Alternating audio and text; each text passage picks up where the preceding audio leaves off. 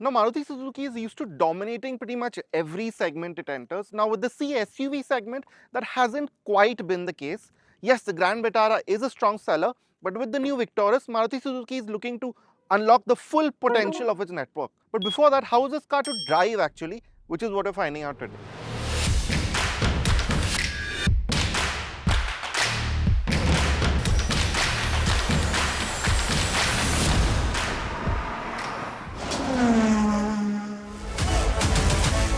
The blocky look that Maruti Suzuki debuted with the Brezza has been extended here to create an arena theme, so to speak. So you have a smart face with the segmented lighting, big air dams, and flat simple lines that give the Victoris a reserved but still modern look. In profile, you have quite a long estate-like glass area with a slightly sloping roof, which gives the impression of the Victoris being longer than it is. There is a good 210 mm of ground clearance, but we do wish the 17-inch wheels filled out the wheel wells better. The most striking design element is probably the full-width lighting at the rear. This will remind you of some more expensive cars, but it draws attention and makes this SUV look wider than it is. Now the Victoris gets a power tailgate, which is obviously pretty helpful. And this is the hybrid variant, but Maruti Suzuki has sort of rearranged the way it packs in space here. So you have a fully flat floor. Now it's still about 300 liters. We don't have the full specs yet. But as you can see, you can, if you are a bit clever, pack a fair bit even in this space. So it's quite a deep space. So lengthwise, you can pack these 3 trolleys, maybe even a 4th one. I've put a backpack. So in that respect, it's good. In the regular version, you will have a lot more space. You will have a low sill and quite a wide opening. Other than that, you also get 12-volt power outlet here and the lights that you find in pretty much every Maruti car. And there's also a subwoofer here for that infinity audio system. But one area of concern with all variants of the Victoris, not just the hybrid, is that you don't get a spare wheel. Yes, you do get a tire inflator kit and a tool kit, but as you can see, there's no spare wheel, which in our conditions is going to be something you have to be very careful with. All versions other than the CNG variant have a provision for this though, with the spare being available at an added cost. Now when you step inside the Victoris, you do get the sense that this is a slightly more premium, a bit more upmarket feeling car than what Maruti Suzuki have had in the past with the Grand Vitara. And that is down to start with the general design of it, where you have this more modern, horizontal kind of theme to it. It's not like a waterfall design like how the Grand Vitara had. And I also like that there is at least some effort to differentiate in terms of materials and finishes. Yes, while on the top you have that typical Maruti sort of hard plastic, durable but not the best to touch. You do have some nice soft surfaces here. This stitching here is quite nicely done. I also like the fact that they haven't gone with chrome or a lot of gloss black. Instead, they've used this kind of bronzed finish, which goes quite well. The textured gloss black is limited to decorative panels that you won't scuff too easily, and generally everything feels quite well screwed together like you find in most Maruti Suzuki cars. The ambient lighting inlaid in the dash is a nice touch, but again is restrained in the usual Maruti way. You notice more scratchy plastics in the lower reaches of the dash and some flecks in the door trim, but everything has been screwed in place consistently. Quite a bit of the switches and components like the air vents have been lifted off other Maruti models, but this has been dressed up with chrome and bronze highlighting to give a classier look. Either way, these are proven components that have a tactile functional feel to them that you know will last for years. I do really like how this new steering wheel is. I think it's one of the more premium bits of trim that Maruti Suzuki has added in a while. They do their steering wheels well, and this sort of takes it up a notch. All the buttons, they're very neatly arranged. The way you hold it, it's just about the right shape, the grooves in it. I do like the new seats that have been added in this Victoris. Now they are ventilated, but slight flaw in them or just an oddity in them is that this middle section here is fabric. So what that means is that this part doesn't cool that well. So on a very hot day, that might be a bit of a problem where only these bits cool the best. But they are supportive, so that always helps. You now get a fully digital instrument cluster for the first time in a Maruti Suzuki. This 10.25-inch screen may not be the brightest, but it is especially simple to navigate on the move. You have loads of information, it's easily configurable, and you also get turn-by-turn navigation updates from your phone projection, which is quite helpful. This makes the head-up display somewhat redundant, but it's a convenience that you get used to quickly enough. You also have a new touchscreen interface. It's still the same 10.1 inch size, but the bezels are smaller and the interface is more intuitive and fluid. A widget-based layout makes most functions easier to access than before. A good addition is that of inbuilt navigation and a wider range of connected features. The door bins are reasonably large. They're not too different from what we've seen in the Grand Vitara before, but the center console arrangement has been done up more logically. So the way the wireless charger is arranged is quite smart. It also has those cooling grooves in them, so that helps. You now get Type-C charging, which we haven't seen in Maruti Suzuki before, and 2 ports. I've always said earlier that the single USB-A port that Maruti cars had were quite inconvenient in the modern sense. So you have a neat space here as well. And you also have this adjustable armrest, so if you like driving like this, then that's a good thing for you to have in that respect as well. Here's a look at all the features that you get with the Victoris. Oddly, the top-spec hybrid variant misses out on some important features like an electronic parking brake, paddle shifters and ADAS.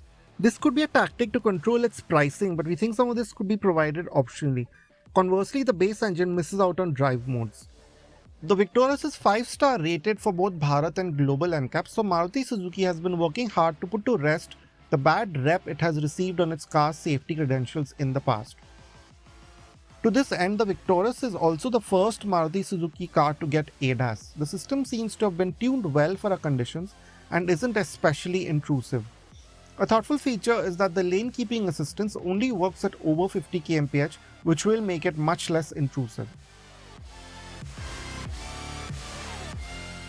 It's also good that there are hard, easy shortcut buttons to turn off the systems quickly when you don't need them.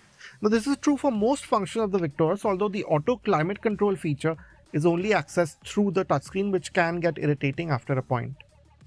Now the Victoris continues to be that same 2600mm wheelbase as the Grand Vitara, so it's no surprise that from the backseat things have not changed all that much, which also means that this is not the most spacious second row that you will find in this segment. So you will notice that for my height, I'm about 5'6", 5'7". It's enough with the seat set to my driving position. So I have a decent amount of space in terms of my legroom and even to tuck my feet in. The seat is placed reasonably high. So even if you're under 6 feet tall, headroom is going to be an issue. I only have about this much. And I also noticed that while the rest of the cabin has been improved, they could have worked on improving the headline edge, that sort of this material which doesn't quite sit very well. That being said, there are some neat touches here. I like how the stitching and the soft padding has been brought in here. Now this gloss black, you might have a bit of opinion on it, but it sort of works. Yes, you do feel a bit hemmed in with a lot of the black that's going on here. The panoramic sunroof adds a spacious feeling, especially with the all-black color option, and the shade is a better quality now too. You do get more equipment like the 2 Type-C chargers and a small storage cubby, even though the rear door pockets could be larger. The rear bench has been reworked as well. I do like how the seat back is reclined. I don't have a lot of thigh support, considering that to pack in the hybrid system, the seat itself has been pushed forward a little bit. I also like the arrangement of the seat back. It's not too upright, also not too laid back. So I like it. Some of you may prefer something a bit more laid back. The hybrid system is derived from the Grand Vitara and makes 92 PS and 122 Nm from the petrol motor and 80 PS and 141 Nm from the electric one, paired with an eCVT. You then have that nearly unbelievable 28.65 kmpl efficiency figure. Now, as you might expect, driving this strong hybrid Maruti Suzuki Victoris is quite a familiar experience. It's not very different to drive from the Grand Vitara or the Hyrider, but I must say that one point where there has been some improvement to start with is the refinement. You don't have as much vibrations or rattles filtering into the cabin, so it does immediately give the experience a slightly more premium feel. The NVH improvements have come due to changes made to strengthen the body structure. These improvements are noticeable but still haven't got the Victoris to par with some ICE powertrains in this segment. Now coming to the way this hybrid system functions, it's very natural. There's nothing really for you to get used to. So if you have enough charge in your system, you can more or less coast on the highway using mostly electric power. or a lot of the low speed crawling in traffic happens on electric power. And the switchover is very seamless, very linear. With the improved refinement, you seem to notice it a bit less. As its powertrain might suggest, the Victoris works best when driven calmly. The steering is light and easy at city speeds, but it does call for some guesswork at higher speeds. It's not the most direct and doesn't seem to add a lot of feedback. The top hybrid variant is 70 kg heavier than the equivalent naturally aspirated version, which does mean that Maruti Suzuki has had to draw a fine line between plushness and control here. You notice the weight, and the hybrid rolls more apparently around tighter bends. Just like the powertrain, it's best when you dial down your excitement from behind the wheel. But yeah, this powertrain is not for you if you're an enthusiast, because the way it delivers power is very functional and efficient. So you will notice that while at middling speeds like we are in right now, say 50, 60, 70, it's very adept at keeping up with traffic and giving you that sense of momentum. When you want to push on for an overtake, you do realize that it gets a bit noisy, and there's really not that shove that you get from, say, a diesel or a turbo petrol that you might otherwise pick at this price point. But that's not to say that this is a slow car. Eventually it does pick up speed. Now, in terms of how the Victoris rides, I have to say that feels solid and well put together at all times. It feels like it can take a beating, and really it has a plush, calm ride at most times, which you will enjoy. So at higher speeds, it handles potholes, even slightly bigger ones, very confidently. You can just drive over them without slowing down. As you can see, these expansion joints, it takes them very steadily, very focused.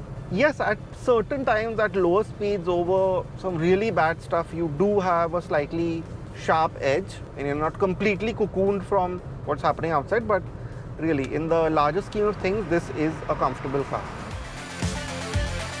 For many of you, the added cost of the hybrid probably will not make too much sense, which means that the mild hybrid naturally aspirated 103 PS and 139 Nm 1.5 litre petrol with the 6-speed torque converter could be all the car you need.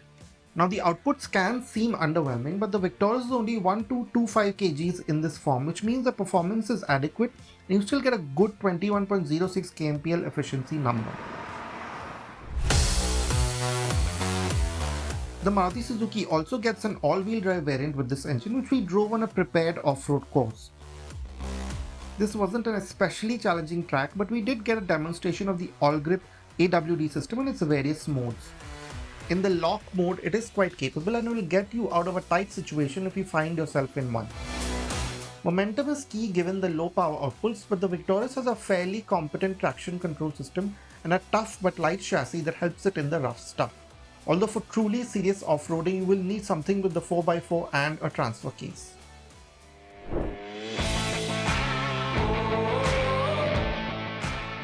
I'm now driving the naturally aspirated mild hybrid variant of the Victoris, and this one could very well be a great default choice. To start with, it's quite a peppy engine, so off the line, yes, you don't have that electric kind of performance, but you have that crisp, clean power delivery that you usually have with these Maruti Suzuki engines, so all that's there.